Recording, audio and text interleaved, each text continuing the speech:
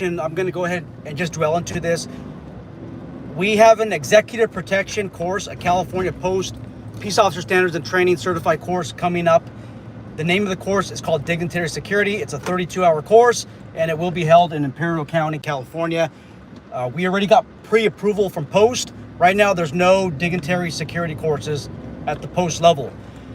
It is going to be restricted to those who are in specialized military units where this type of training is applicable, and also law enforcement. If you are a sworn law enforcement officer in California or in any other state, you're more than welcome to attend the course. That's not going to be a problem. We want you to attend the course.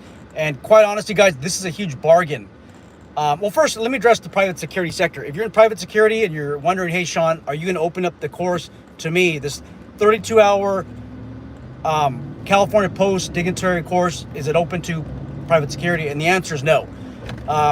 That is a decision based on the vendor.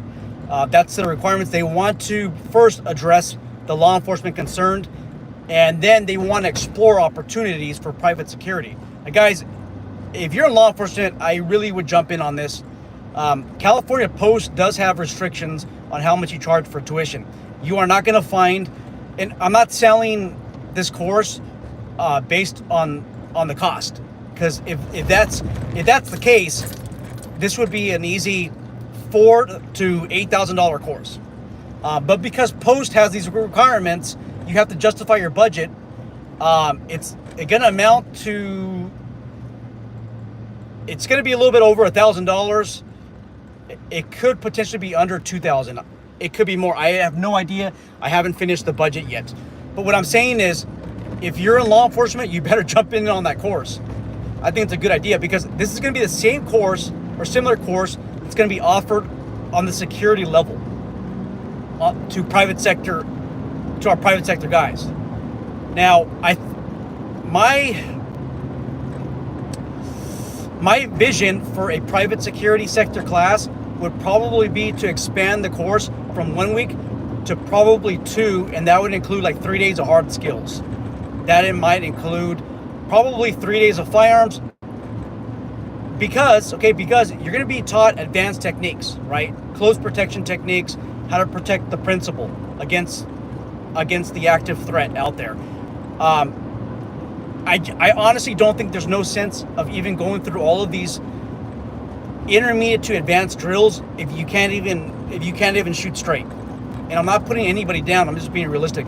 What's going to end up happening is the instructor cadre is going to spend 90% of their time on that 10% of the class.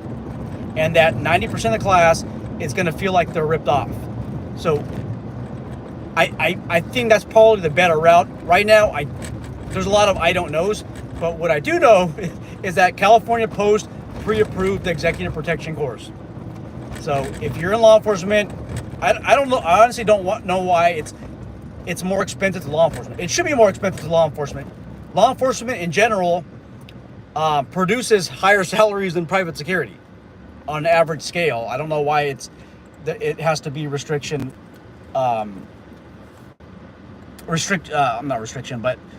tuition restricted. Jump in on it. And once again, if you're private security and you're interested, let me know. Okay, let me know. Send me an email, and I'll send our friends at Active Crisis a message. I'll send them an email, and they've been pretty good with responding to inquiries from the private sector. They've been pretty damn quick. So they do want to do a private security class, or at least they're entertaining the idea, but they want to see how the law enforcement course goes first. Okay, without further ado, we'll begin the next topic. Check out the description box for my email, and then you can email me below. I want to talk about my trip to Disneyland, right? So I went to Disneyland yesterday with the family. If you guys are like me, and most of you are, you just can't attend an amusement park without being hyper vigilant. I don't know, is it just me? You guys do the same thing? Putting away my firearm, it's kind of nerve-wracking in a way. In another perspective, I actually was feeling okay with it, because I am confident in other skills, right? I'm always coming up with plans, contingency plans. Say, what happens if I don't have a firearm? What can I do next? So anyhow, I did my own informal penetration, actually security assessment of Disneyland, and I think you guys might find it interesting or maybe not. And this is definitely open to discussion with everybody. But let me just go through the comments real quick, make sure I didn't leave anybody out.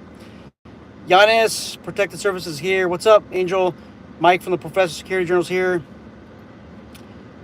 The Professional Security Journal says obligatory. Meow, you're restricting us. Comment. Yeah, right.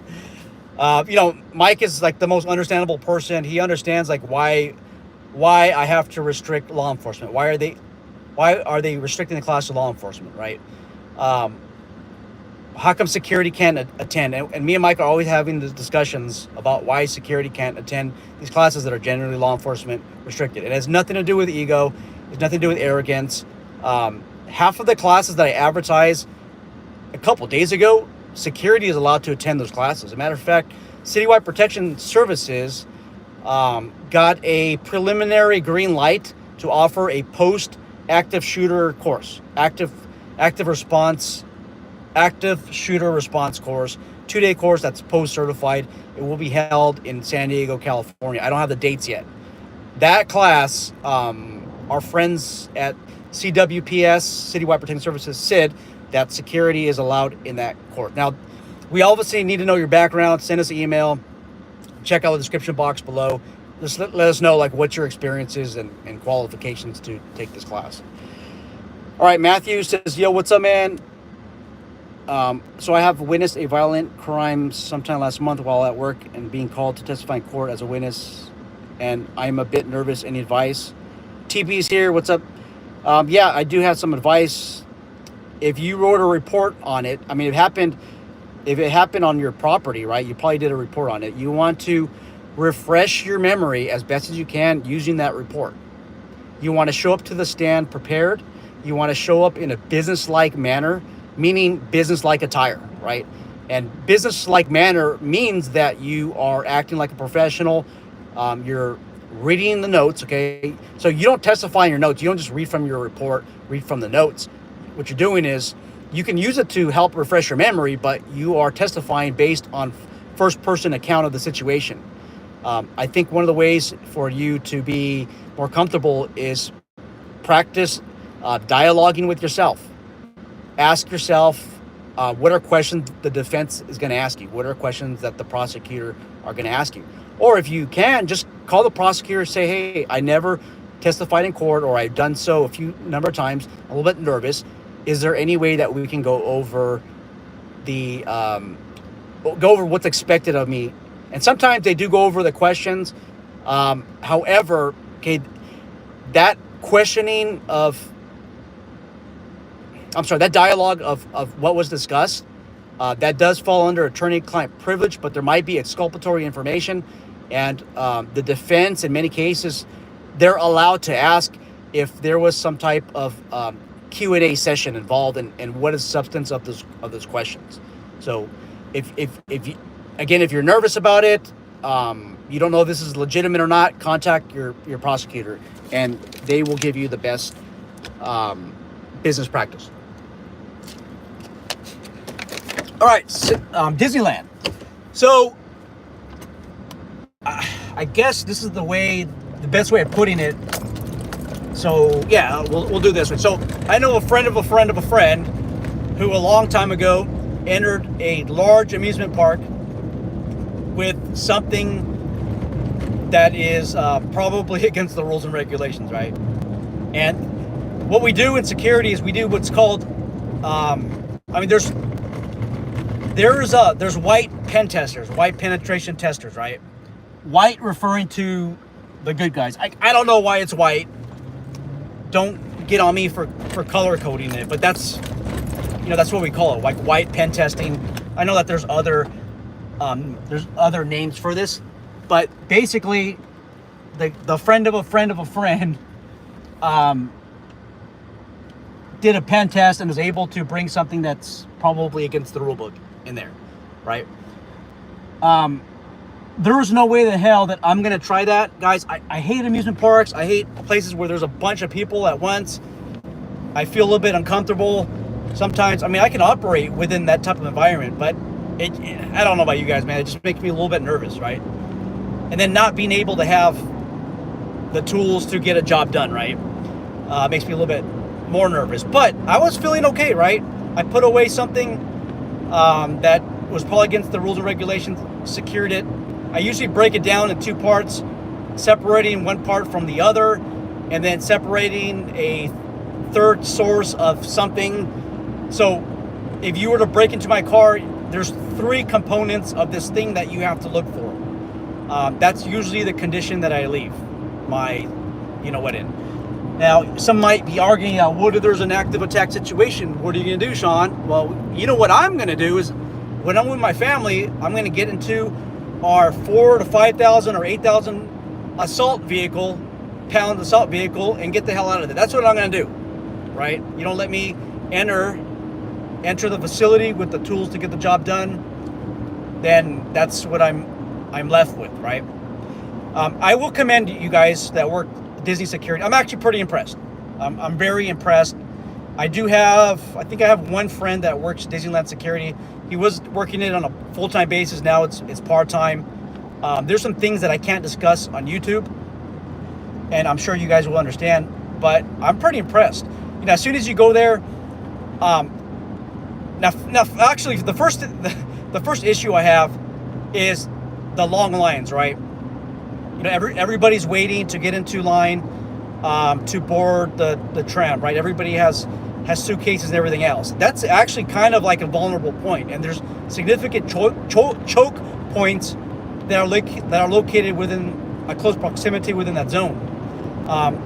Disneyland security, for the most part, are unarmed, right? Now you might be saying, well, Sean, there might be undercover officers. Yes, that's a give me, right? There's undercover plainclothes Anaheim police officers that are over there.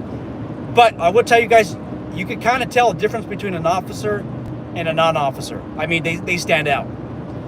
I work in a 99% predominantly Hispanic neighborhood, and there's a corner where it has some significant bad activity, and I have to be careful what I say on YouTube so I don't get banned.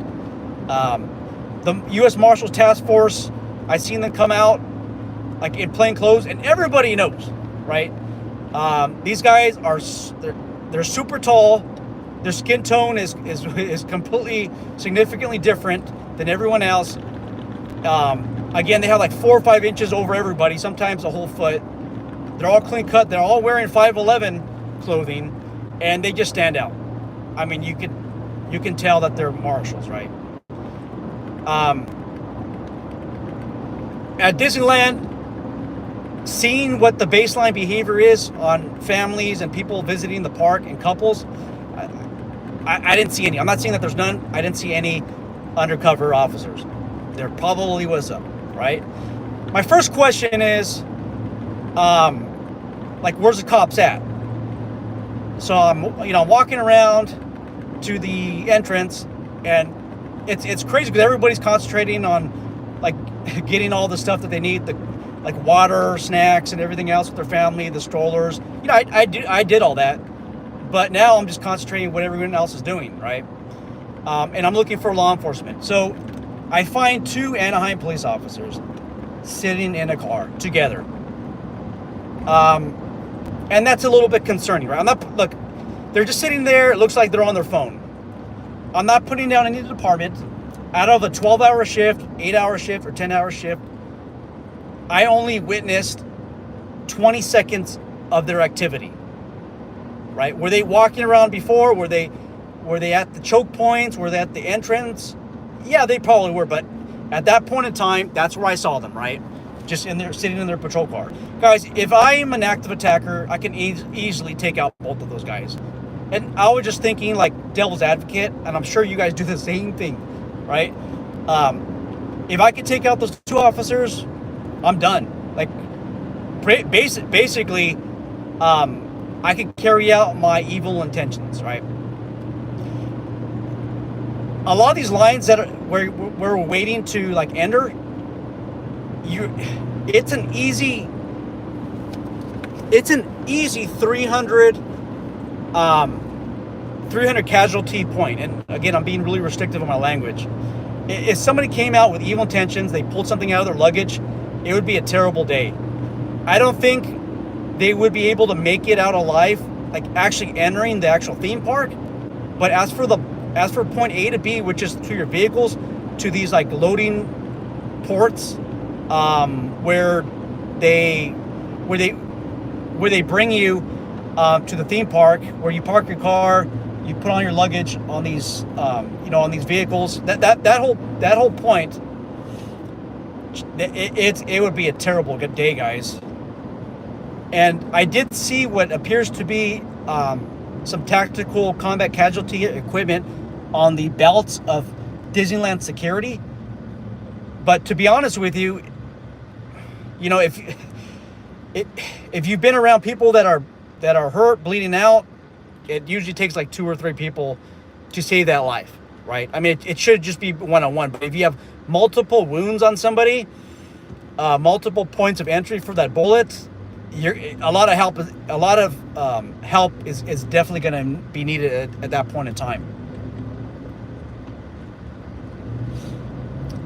I've seen canine. There's like a canine officer there, unarmed Disneyland security, right?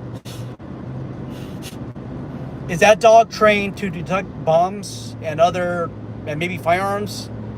I have no idea. I would hope so, right? But I don't know their level of training.